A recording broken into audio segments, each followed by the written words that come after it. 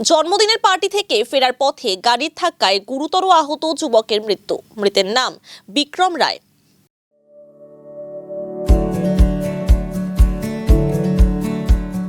Pampered, not just a hospital, but a mother.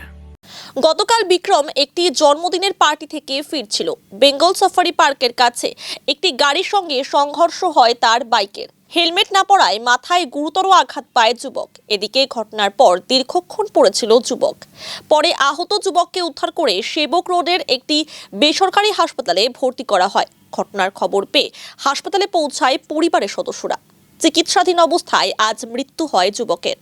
জানা গিয়েছে, বিক্রমের বাবা একজন মাছ ব্যবসায়ী। শান্তিনগর বউবাজার এলাকায় তার একটি মাছের দোকান আছে। বিক্রমও সেই কাজে বাবাকে সাহায্য করত। বিক্রম পরিবারের একমাত্র ছেলে ছিল। যুবকের মৃত্যুতে ভেঙে পড়েছে গোটা পরিবার। গোটা ঘটনার তদন্ত শুরু করেছে পুলিশ। চোখের মধ্যে তো আজকে হেলমেটটা থাকলে হয়তো সেফটা হতো। তো 100% গ্যারান্টি যে হেলমেটটা মাথায় থাকলে ওর কোনো জীবনে বাইচে থাকতো, মরতো না। টার্নিং ঘোরাই ছিল, কোনো অসুবিধা হতো না, তাহলে পড়ে যেত। কিন্তু মানে পুরো চোটটা বাঁদিকে মাথার মধ্যে এবং চোখের মধ্যে লাগছে। ওর একটা বান্ধবী ছিল, ওর জন্মদিন ছিল, জন্মদিন ছিল, ওর জন্মদিন কেক কাটতে গেছিল পরিবারই আসার পথে ও গাড়ি টার্নিং নিতেই গাড়ি টার্নিং ছিল, টার্নিং নিতেই একটা ডাম্বার সাথে মারা যায়।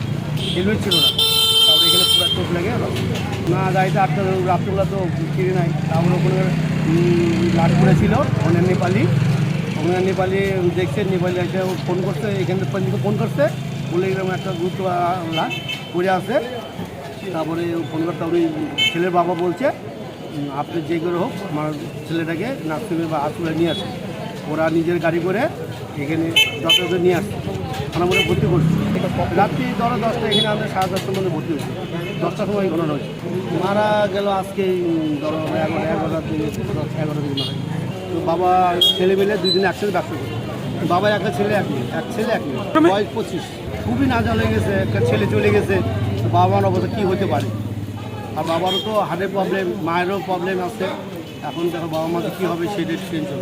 পুলিশ আসছিলো, পুলিশও রাতেও আসছিলো। তো পুলিশ দেখলে ও রং ছিল তো, গাড়ির দোষ নাই, ওই ইয়েরই দোষ, ছেলেরই দোষ। কালকে রাত্রেবেলায় ওর বাবার মোবাইলে ফোন আসে, তারপরেই ওর বাবা জানতে পারে। জানার পরে নার্সিংহোমে অ্যাডমিট করা হয়। কালকে সকালে ডাক্তারবাবুরা বলে দেয়। আমাদের যে বেঙ্গল সাফারি আছে, বেঙ্গল সাফারি থেকে সালুপাড়া এটুকুর মধ্যেই কোথাও একটা হয়েছে।